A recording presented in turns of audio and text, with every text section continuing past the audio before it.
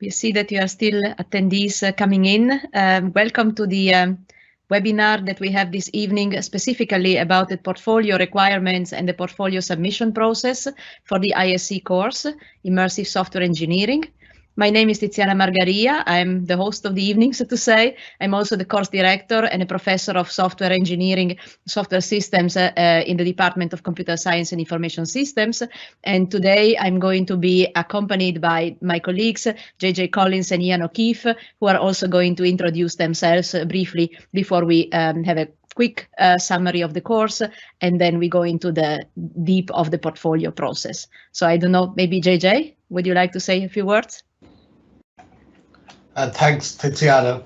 So I'm a lecturer in the Department of Computer Science and Information Systems here at the University of Limerick. I lecture esoteric subjects such as software architecture, machine learning, and I bring them together in my research. So within immersive software engineering, I'm head of residencies, and I have a lot of experience in transitioning students into our current computer science courses here at UL. So hand over to Ian. Hello there, it's Ian O'Keefe here. I've got kind of a combined experience across academia and industry, about 10 years in academia in research and software engineering, and around 20 years within industry as well in IT. And so I'm bringing all that combined experience into the IC program now to look after the industry coordination portion. So essentially kind of looking after the residencies and the interactions between academia and our business partners. Okay, that's perfect. We can probably just move to the next slide and give you a bit of really high level indication of what is the course. I mean, so if you are here, probably you know it already, but the point of ISC is to create a new kind of software engineers and of computer science professionals. We are going to treat the students as professionals from the first day. And so we would like to have, you know, a bunch of curious and creative people that are willing to,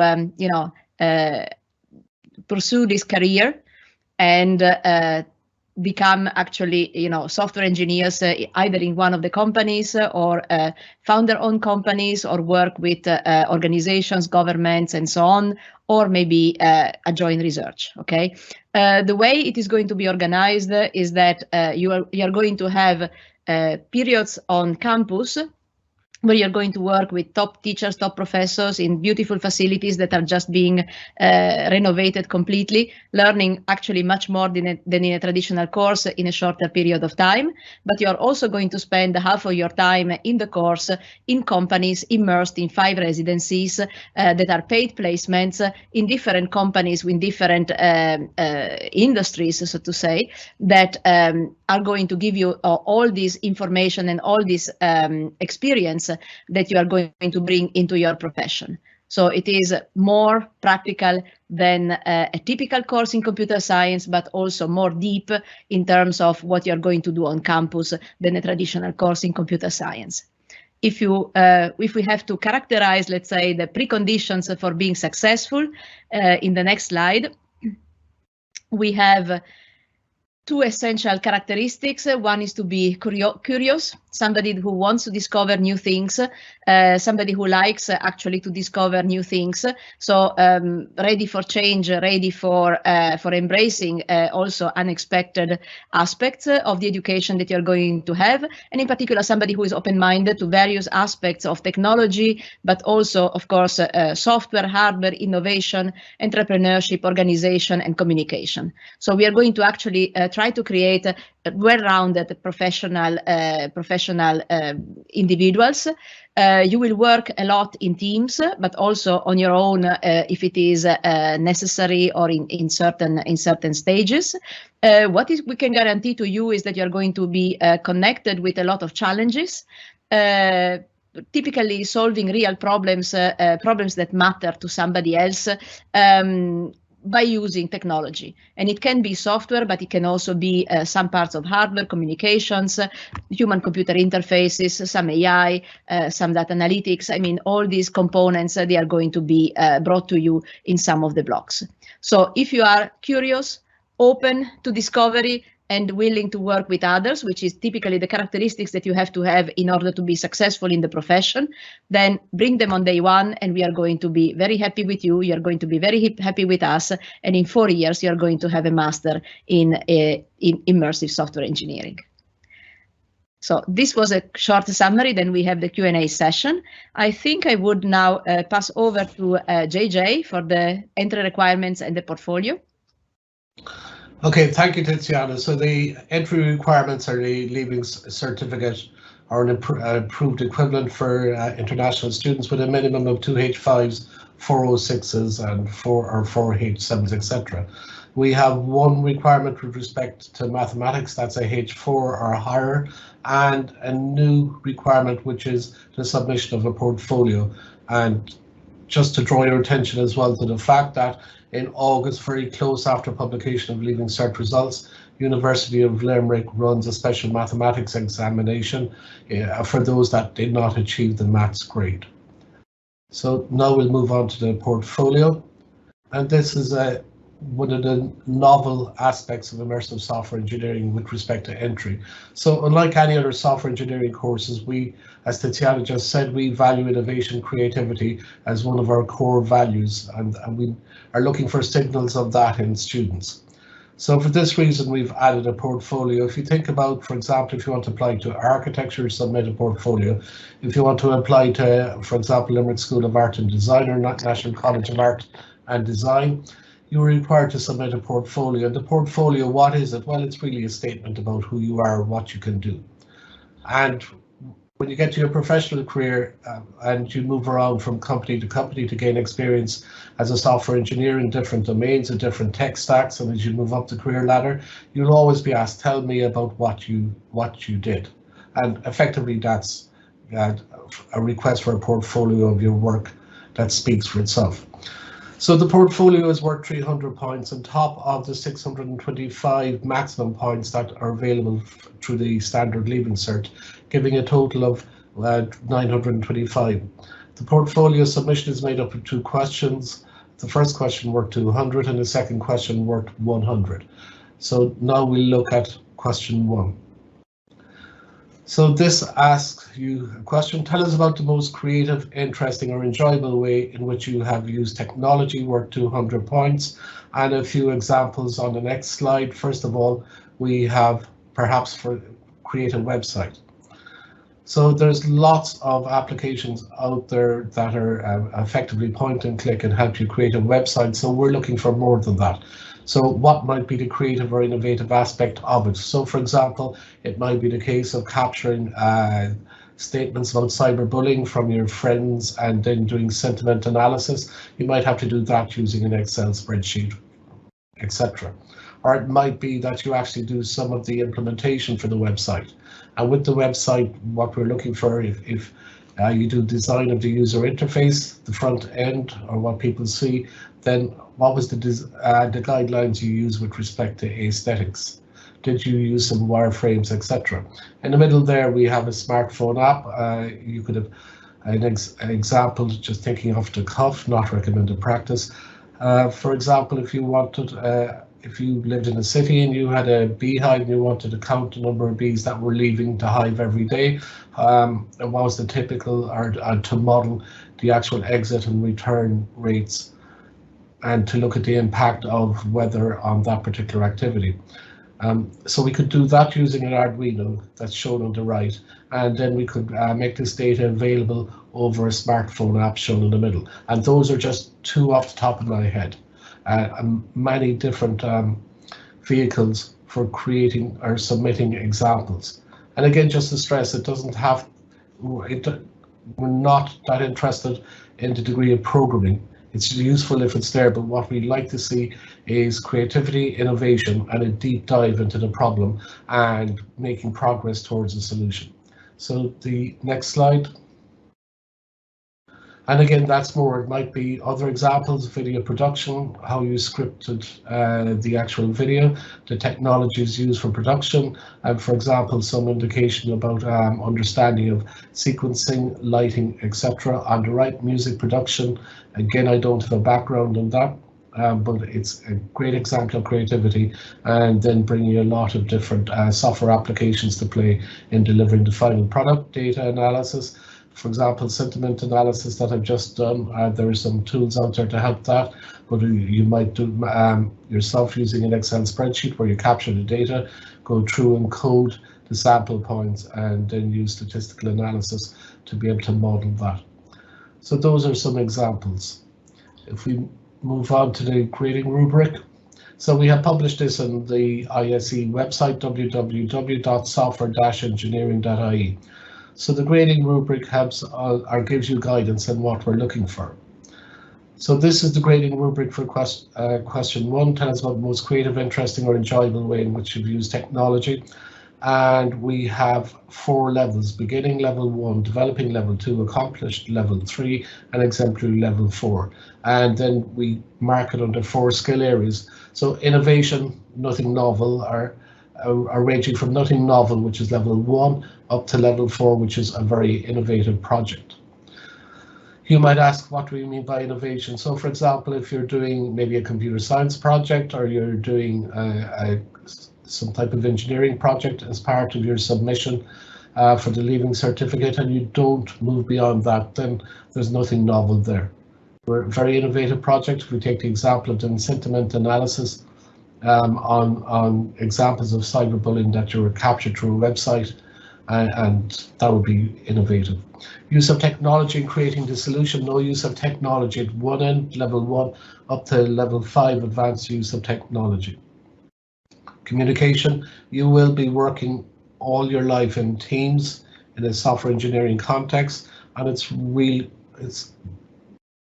important that you are a good communicator. So these stereotypes that you see on TV programs about the software engineering being that person that sits in the corner, and they're introverted, don't like interacting with people, very antisocial, that's the complete opposite of the reality.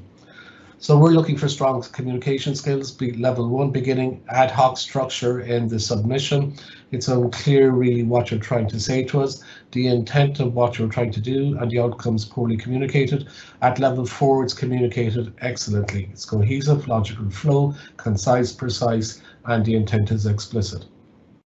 Evaluation. This is very key to all aspects of our life, to step back and reflect. Level 1, evaluation absent. Level 4, we have a deep evaluation there, and the evaluation not only identifies what was good, but also those areas that didn't turn out as expected. There's a phrase, we learn from our mistakes, and we like to, and it's really important that we identify, if we were doing this again, what would we do differently, and next steps going forward. So that's for question 1. Next, we'll have a look at question 2. Tell us about an achievement that you're particularly proud of, and this is worth 100 points.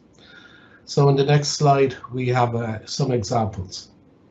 And the thinking behind this particular question is, if you can demonstrate that you're striving for excellence in a few areas of your life, then we can be confident that you'll bring that same mindset, that same ethos, that same curiosity to immersive software engineering. Some ideas, how you progressed within a sporting team. And I think more importantly, within a team, how you helped others to progress. Have you worked with a volunteer organization and affected people's lives? Community, working in teams, a key component of a successful software engineering career. And here's an example, the second bullet point there, through community outreach to demonstrate the same attributes and values. Winning or performing strongly in an event, being awarded a prize for a category or overall. So this is moving out of the comfort zone and putting yourself out there, and sometimes it can be uncomfortable, but practice makes perfect. an artistic performance, recital or concert, gaining recognition for an achievement online or in your community, and the last one there, having a lead role in a team to help plan a big event or initiative with a youth club, scouts, your school group of friends, etc. So these, again, to repeat, it's about demonstrating excellence in a number of different areas in your life. So if we move on to the grading rubric, that will be applied to question 2, that is worth 100 points. So again, we have 4 levels, level 1, 2, 3, 4, and again 4 scale areas. So drive an initiative, level 1, proposal suggested by others, not you, contribute, and they contributed significantly to the work. Level 4, impressive level of initiative, drive the autonomy shown by you.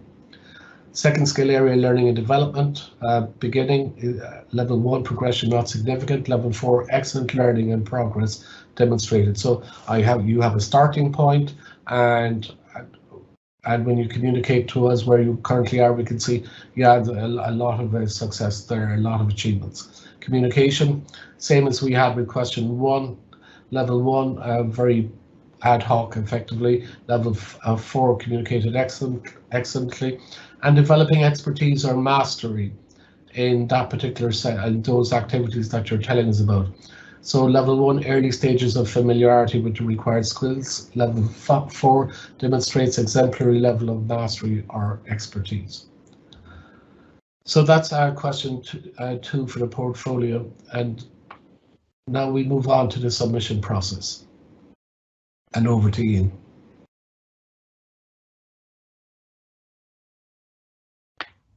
Thank you very much. So yeah, this is actually extremely timely, as you will all agree, because you're all dying to submit your portfolios to us, and we're dying to receive them as well. So we're really looking forward to getting them coming in. But you want to know how you're going to do that, so that's what we're going to cover now. So you will actually receive an email from UA Admissions by the end of this week with a link to a submission site. And that will be where you'll be able to upload your portfolio documents. This international students will do the same. They will also be sent a link. So you will be receiving that very soon as well. We do request that you check your spam filters and so on to make sure you don't miss this email, just to make sure it doesn't go somewhere you haven't seen it, because it's really important.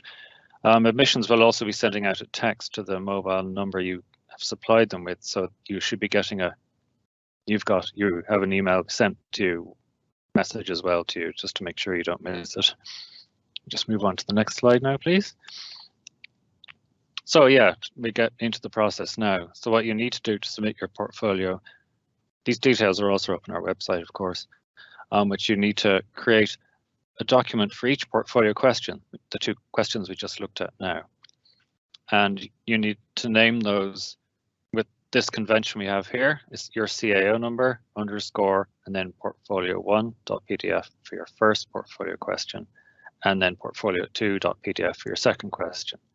When you actually go into the online system, which we'll see in the next few slides, this prompts you to do these anyway, so you don't need to take notes here. These documents should be in PDF format. That's the format that is permitted to be uploaded. You're allowed to include screenshots and other images as well into your documents, and you can also include links to supporting content. But be very careful that if you do link to some content you have, that you've given, say, public or open access to those links. Otherwise, if we click on them and we can't access them, we can't review your content. So to make sure that we can access everything you've shared.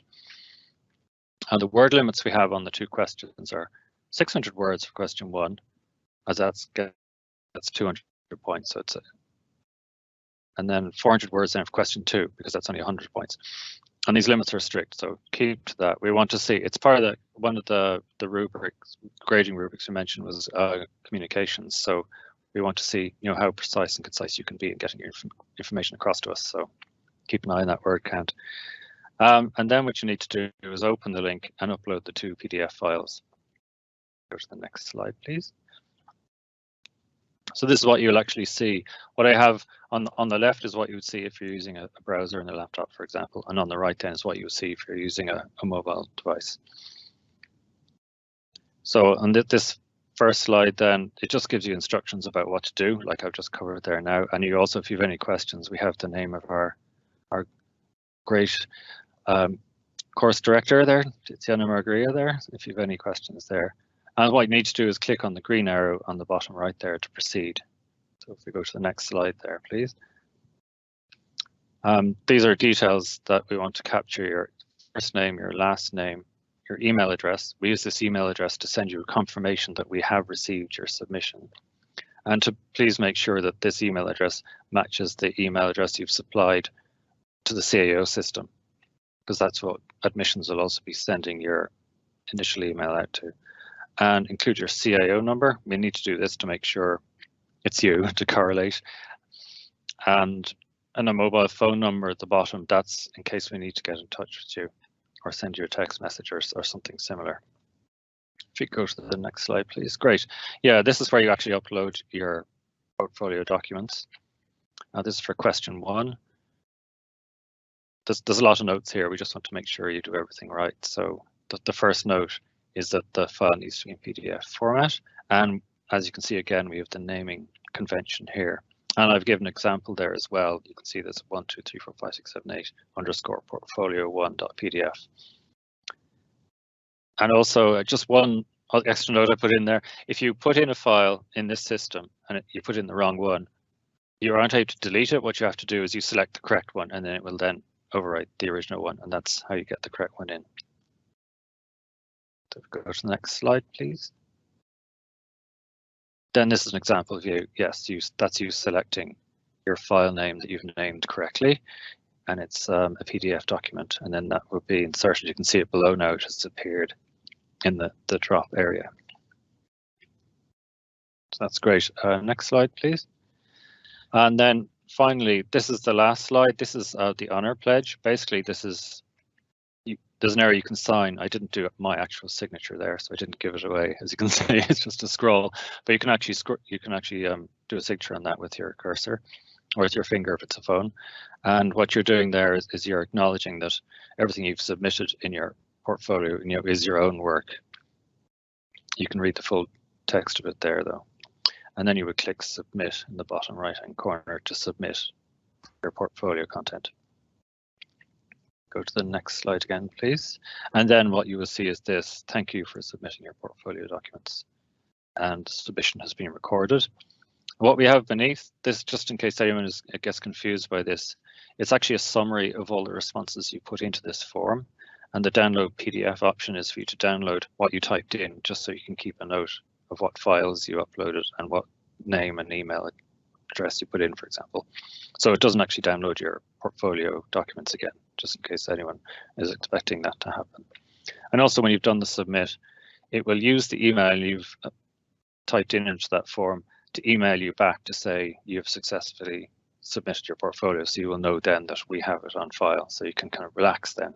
Well, apart from doing your leaving cert, obviously. So if we next slide again, please. Yeah, so once you have submitted these details and signed the honor pledge, you will receive a confirmation email, as I mentioned. That's sent to the email address you supplied, so make sure you get that email address correct. Very important. Just to cover on, people may ask, can I update my portfolio documents? Can I go in and make changes? It's like your exams. Basically, you submit it and it's submitted, so you don't have a chance to come in and return an update or alter it afterwards. But I'm pretty sure you're all going to have them very honed and perfect anyway before you do that, so that should be fine. Once the application window closes, then 2 weeks after is opened, so that's, in our case now, that would be the 25th of March. Those details will be in the letter you get from admissions anyway, and we're going to cover it on the next slide as well. We will then begin assessing all the portfolios, and once we've done so, then we provide all the information on how many points were allocated back to admissions and UL, and then they have your contact details, and they will then get back to you with your results. And we just show you the timeline now in the next slide. So what we're focused on today, this week, is the top line, which is in blue, which is the normal CAO closing date. The ones beneath are for the next phase, is the late applications and then change of mind. So you needn't concern yourself with those at the moment. So the link will be emailed to applicants week 2 of March, which is this week. You should receive emails at the end of this week. The deadline then is week 4 in March. As I mentioned, that's the 25th of March. That's also will be detailed in the email you receive. And then you will receive the results in early May back from admissions. And just so you have a note at the bottom that you may get things sooner. It depends on the volume of submissions. If you get an awful lot of submissions, then it might take up to early May, but you may get it sooner. So you might be pleasantly surprised. And I think that's the last slide for me, though. I think all we move on to now is the Q&A session. So thank you all for listening. Okay, so thank you, JJ and Ian, for this very thorough explanation with basically an online demo, okay, embedded. We can open the questions, and I see that there are quite some published. Because this is an event specifically with connected with a portfolio and portfolio submission, I would prefer to go through all those that have to do with the portfolio, so that we are sure that we are answering them in proper detail, and everybody goes home, so to say, or stays home with a good understanding of the process. And then if we have time at the end, we are going to go through the others. Okay, so we are not ignoring anybody. If we don't have time today, we are going to get your answer per email. They were submitted per email, so we are going to get them that way. Okay, so the first one about the portfolio. Can you just confirm, please, how the portfolio submission works for CAO applicants who have ISC on their CAO application, but do not have ISC listed at their first choice? So, JJ, maybe? Yeah, thanks for that, Tiziana. It doesn't matter where on the CAO you listed ISE, the submission process is the same for everybody that was outlined by Ian. Okay, perfect. There are many other questions that, okay, when is the portfolio due date? That was just answered, Ian, right? Yes, I can take that again. The due date is, you get your email at the end of the week, and you've 2 weeks to submit that through the system, which is the Friday, the 25th of March at 5 p.m. in fact, to be very precise. Yeah. Okay, then the next for the portfolio is, in the portfolio, are you allowed to mention other projects you did that relate to the project that you're talking about? JJ? Yeah, the answer to that is yes. So the portfolio specification is deliberately left very open, and the thinking behind that is for you to interpret it in a way that is personal to you. So you need to step back and think, I have a limited amount of words. What do I write in order to communicate my strengths and to communicate effectively the work that I've completed for my portfolio? So please do make reference, if you have space and if it adds value, to other work done. And maybe, as Ian said, links to, for example, repos or links to websites where you've more further documented the work in greater detail. Please do include those. Next question. Can you talk about more than one idea for question 2? For example, volunteering and winning an award. I don't know. Yeah, we look forward to hearing for question 2. We're looking for excellence across. I use the word excellence loosely. What I mean by that is we're looking for where you're demonstrating initiative, where you're doing work on your own and you're making progress, and across many different domains. Okay. One or more, yeah. So the answer there is yes. Good. Then the next one is, I've been working on a project for a couple of weeks now, and I was wondering if it would be all right to write about it while it is in an unfinished state. Thanks. Yeah, I'll take that. Okay. Nothing in life is ever finished. So yeah, that's absolutely fine. What we're looking for is an upward trajectory in progress. So you have your initial idea to describe what was the inspiration for that, where's the creativity, the innovation, etc. And then to describe the work to date. You know, you start off typically, if you look at product life cycles or concepts, we start off with looking at some high-level designs, as looking at alternatives and selecting the best, and moving forward then into prototyping, evaluation, etc. Perfect. The next one, does the 600 or 400 word limit include words used by links? We're getting very technical now.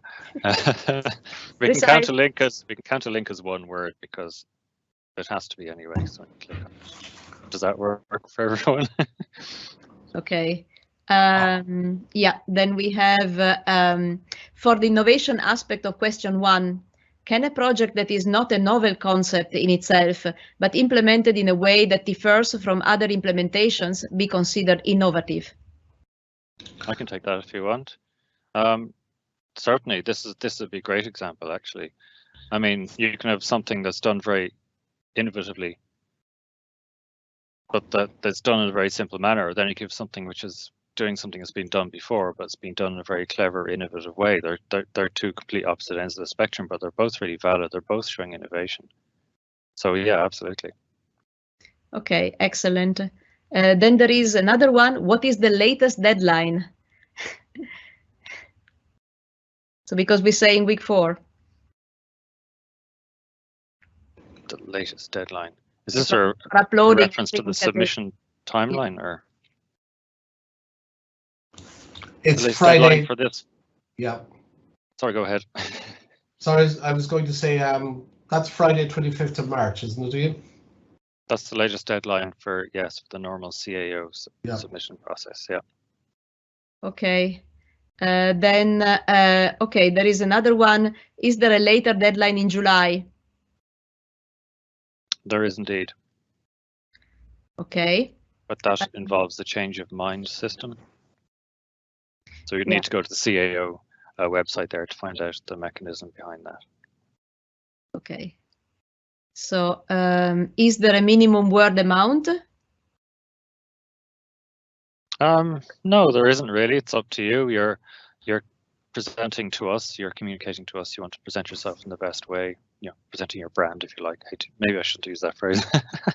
But you want to present yourself the best way you can, and if you feel the best way to do that is to do something very short, then that's what works for you, and that's what represents you, so fine. Yeah. Are there interviews for all applicants, or is it just random selection? Shall I take that, Tiziana? So the idea behind interviews is where we have questions about, for example, something looks interesting, but maybe there was a deficit in the communication. So we have queries about exactly what was done, where we need clarity, further clarity, or where some people refer to it as sanity checking the actual submission, or in some cases where we have queries about the originality of the work. Well, those will be triggers for interviews. So we want to stress this, that normally if you apply and you're called for an interview, that's the next step in the process. Whereas with us, if you're called for interview, it's typically because there were queries that arose that we need further clarification on. And so maybe in a class situation, if one of your friends also applying for ISE and they get called for an interview, it doesn't mean that they've got a head start over you.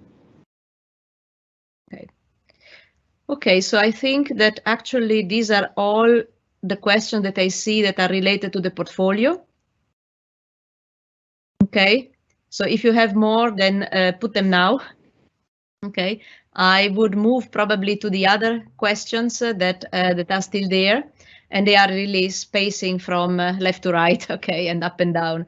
Okay, so let's start. Can the residency be done abroad? So JJ, you are the head of residencies, right? Correct, yeah. So our 50+ residency partners, most of them have Irish operations that they have a presence in Ireland, but many of them, they're multinationals and they have presence in the UK, continental Europe, in the USA, in the Far East, etc. And many of those residency partners have said that they will provide opportunities for students to do residencies abroad if the project is right, etc.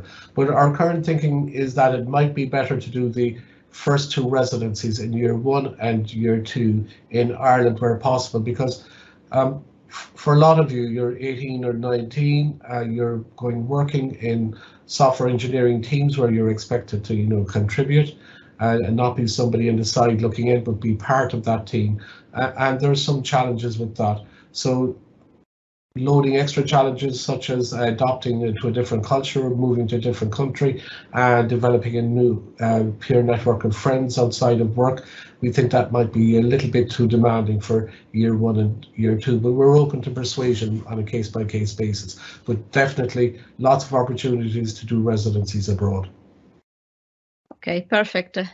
Yeah, so, and you're going to have also 5 residencies, so you can mix and match, okay, in all the possible ways. So that's one of the advantages of having this kind of structure. Is it possible to defer the course for a year in the event that I get accepted? Okay, so we can put the link to the deferral policies of UL, which is connected to the CAO. So in principle, yes, but it is very rare, and it is typically, how could I say, it makes sense only in case of really hardship. So in situations where you are unable to take the course, to start the course in that year, okay? The point is that next year, you basically have to reapply again in the same with the same deadlines of the CAO, and you are only allowed to select a single course, the one that has been already assigned to you. So if you change your mind actually and add more courses, okay, in the hope of getting something else, you basically forgo the assignment, so to say, that you already have, the offer that you already have. So it's a bit risky in a certain sense. So it is theoretically possible, but yeah, not really advisable. Okay. What's the risk for the students? Okay, so it's true that it is running the first time, okay? On the other hand side, all the different components that exist in the course, they have already been experimented either by us directly here in UL or in other courses, in other nations, or these elements, so to say, are already good practice in very successful courses elsewhere, okay? So the risk is not big, actually none. It is the most severely and acutely vetted and controlled and checked and double-checked course ever approved by the academic, regulation pathway, which is what we call the 7 gates of hell, because they are very, very precise. They go through everything with all the divisions of the university, also including the administrative paths and all these kind of things. So I can guarantee you that between JJ and myself, we spent over 1 year in this process, and every question that could have come up in terms of, what can go wrong has been examined. Okay, so I think that the students should actually be very happy to join this course, and they will be supported probably more and more individually than the students that are joining other courses, just because they are going to be in smaller groups with more support and with more teachers and with this team teaching. We are going to be with them all the time, from early to late. So I think that this is going to be a path opener, so to say, for other courses of this kind, and it is going to be very successful. JJ, I think probably you would also add something. Yeah, just to endorse everything you said, Tiziana, that the academic approvals process was rigorous. This LM173 was looked at with a forensic level of detail, and it was put under the microscope and found, and the process there was really thorough. Also, just to draw your attention to the fact that of the 50 residency partners, all of them, without any exception, have said that this is the way that software engineering education needs to go. We have a young advisor, you can go to the ISE website to look at some of the testimonials from leading lights in the software engineering industry with respect to immersive software engineering. And also we have a young advisory board, which are consists of recent graduates, and they provide feedback to us on how we're the program structure, etc., the residencies, and they all again have strongly endorsed the program, stating again that this is the way to go with respect to software engineering education. Okay, perfect. Thank you, JJ. Next question. What would be the situation if students secured on or off campus accommodation and the placements? So, okay, you have to take care of your accommodation, okay? If you are on placement, some placement may be in Limerick, some placement may be somewhere else, even abroad. Okay, so the management of accommodation, that's something that is not typically in our hands.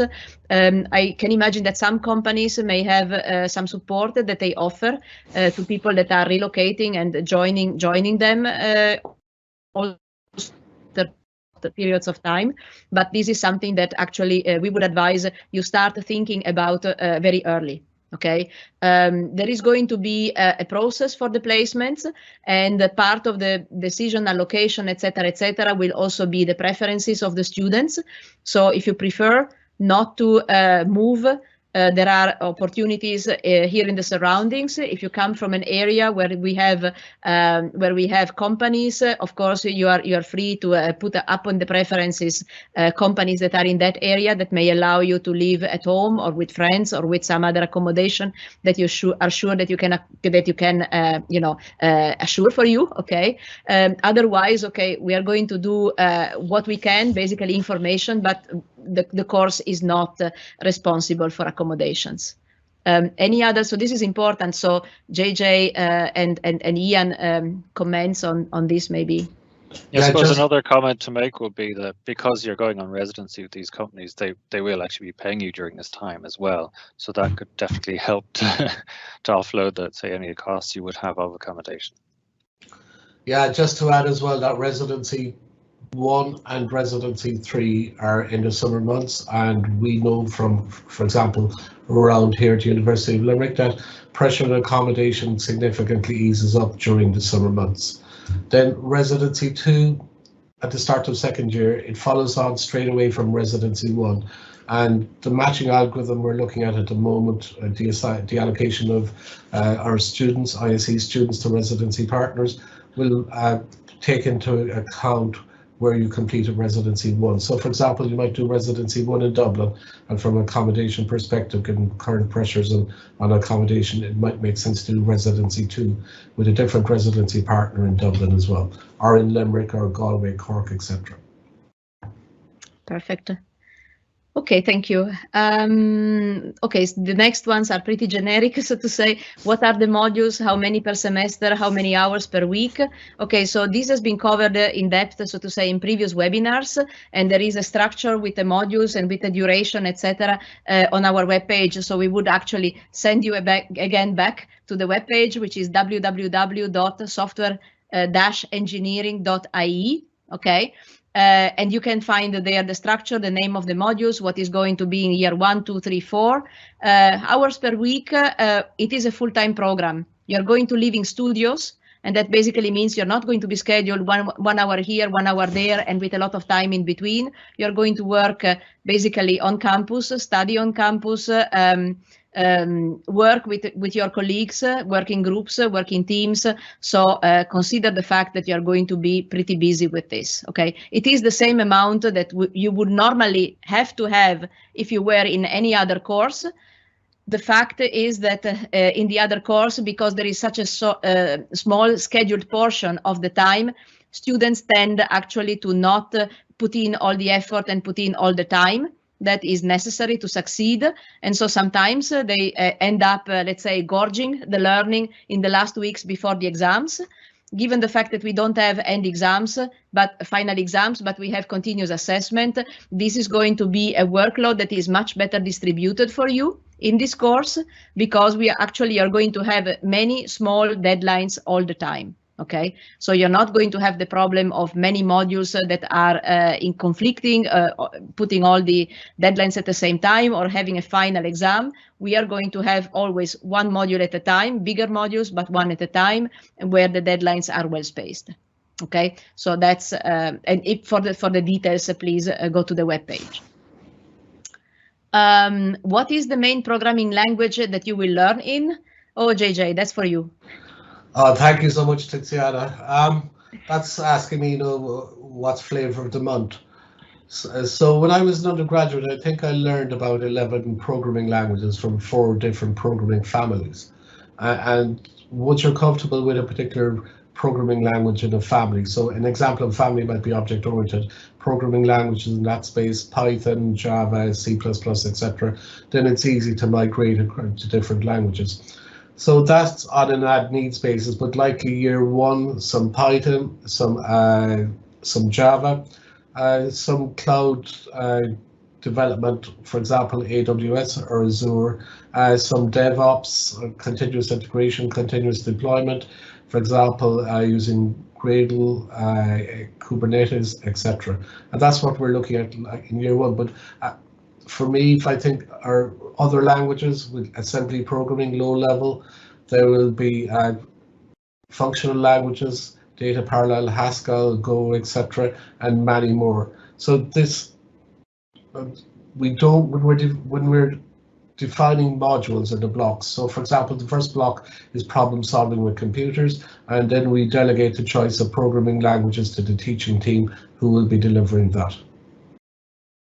Okay, and I mean, the important thing is that you're going to think like a programmer, you're going to think like a developer, you're going to think like a problem solver, and then the syntax that you are using is going to be little things, okay, in comparison. You're going to be a polyglot anyway in any kind of programming language. The idea is actually to, you know, have strong people with strong foundations, with a good understanding of the concepts, and then the programming language of fashion, or that specifically in that company or in that project is going to be adopted. They are just, you know, surface syntax in a certain sense, okay? Okay. Will students receive their portfolio grade? Ian, you said it already. I can take that, yeah. Yeah. Yeah, we actually covered this during the presentation, but yes, you will receive your portfolio grade, and you will actually receive them by early May. You'll get what you got out of 300 points will be sent back to you, not by us, but by admissions in UL. They will send it back to the email you've supplied to them. The next one is tricky. What course would you recommend as a second option if you didn't get a place in ISE? Okay, so if you were really mean, we would say ISE next year, but of course that's not what we are going to suggest. So both JJ and myself, we are strong, how could I say, fans of the CSIS courses, Computer Science and Information System Department in UL. So the second choice for us would be any other course that is coming from CSIS. We know how dedicated the colleagues are. We know how they put their heart, okay, in the education of the students that we have, and so you cannot go wrong in that course, in that surroundings. I don't know, JJ, maybe. Yeah, I agree very much with what you've just said, that a lot of work has gone into the existing undergraduate offerings. There's LM121 and LM122. They're very different personalities, those two programs here from Department of Computer Science and Information Systems, CSIS for short, and do please have a look at them and put them down as your number two. I sound like a politician now looking for votes, but I think I'm really proud of those two undergraduate programs, and would stand by them. Yeah, very well. The next one is also interesting. How will students be graded over the 4 years? So I have the first half of the answer and then JJ the second. All the modules are going to be graded with quality grades. In other words, nothing is pass-fail. In the normal courses, the co-op placement, the cooperative placement, which is basically the only internship that they have, a very long one, typically between year 2 and year 3, so to say, which covers one summer and a semester, is pass-fail. In our case, that's not the case, okay? You're going to be graded actually in a continuous assessment, formative assessment, so a lot of small components that are accumulating. We will have a mix of grades that are given to a group in for example, in group projects or group exercises, group, team something. There is also going to be components that are individual. So you're not depending on what others are doing, and that's important also for us. The important part is that if you're missing something, there will be possibilities within the block to actually catch up and to repeat. And for what concerns the residencies, the fact that they are graded fully, that's something, again, for our heads of residencies. Yeah, just to continue on with what Tiziana said there. So internships that were pioneered, by the way, here at the University of Limerick with Cooperative Education Programme, traditionally are graded on a pass or fail basis P or F, and that's it. Whereas each of our 5 residencies is graded A1, A2, B1, B2, etc. And that's to reflect the degree to which the student is able to demonstrate the learning outcomes described for that particular residency. And then going back to continuous assessment, believe it or not, the grading rubrics that we showed you for question 1 and question 2, I use something similar for my modules. So for example, if there's I lecture software architecture to a team, if I tell them I don't think your design there will support change, so perhaps you might go away and do a bit of research into design principles that supports change in the software engineering context, and have a look at an interceptor and come back in a week and I have a look at what they have done, and I'm looking for novelty and teamwork, creativity and good engineering practice, etc. And so you'll be doing that on a weekly basis, and that's what you do at work. In a professional setting, every week you'll be asked, it's called a code inspection or a code walkthrough. You'll stand up and walk your peers in the company through what you've done, and they'll say that's absolutely fantastic, but have you thought about doing this? Have you thought about doing that? Constructive feedback. So we do the same. We will also be collaborating with our residency partners on this as well, because we'll be reaching out to them to get feedback on how you're performing in the various partners you're with. They won't be grading you. Academically, we will be in the IC, but they will definitely be providing feedback on, for example, standout thing you've done that week, or something maybe you need to focus on or work a bit harder on. So we'll be asking for all that kind of feedback from them as well, from a professional perspective. Yeah. Okay, so we have, if we keep with the hour, we have 10 minutes to go, so we can basically speed up a little bit because we still have 17 questions, so it's really successful from that point of view. So let's see, how many places are there available on the course? So this year is 25, more or less. Next year around 50, and then it is going to be 75 with a maximum of 80. Just because it is so intensive, we cannot actually service more than so many students, okay? Good evening. Are there additional requirements for mature students? And how many places are allocated for mature students out of the total? Okay, so that's again for me as course director. Additional requirement is only a motivation statement, written statement of motivation that basically explains why you are the right person for this course. In particular, in the context of being a mature student, okay? So what you did and what you did not do and what you wanted to do, etc., etc. Okay, so that's the extra requirement, and the number of places, I think it is 15%. So we have probably 3 or 4 posts that are at most reserved to mature students.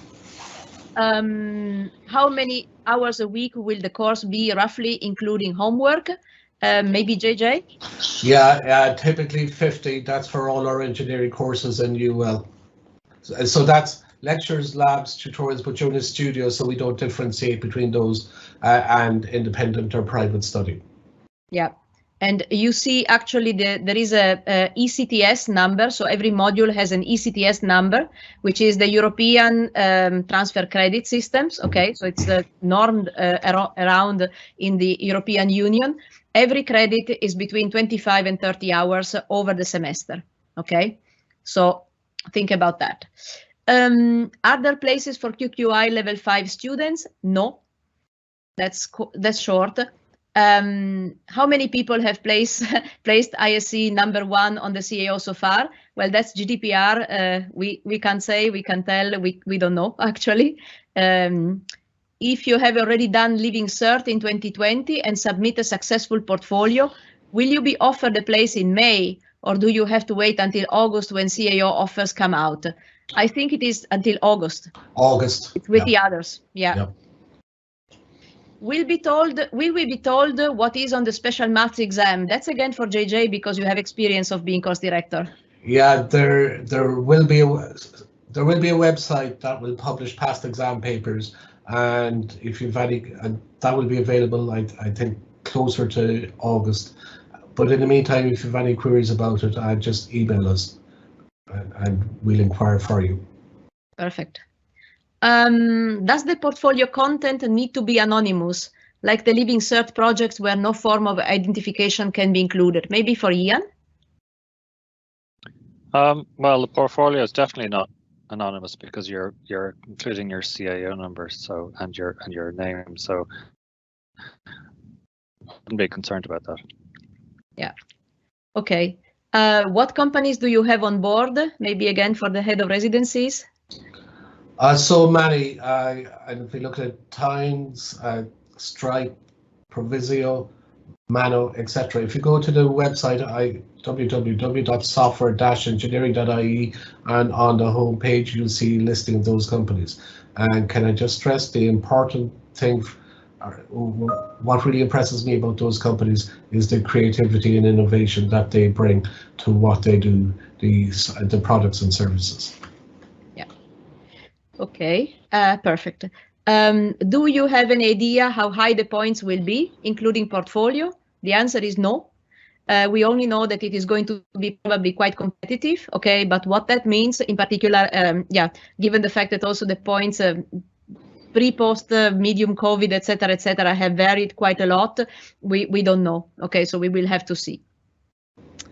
Will all programming languages be taught from scratch and presume no prior experience, or do students already have to know how to use certain languages? So that's an answer for me. We start from scratch. Okay, not the programming language scratch, but we start really from zero, so to say. So if you know already something, that's good.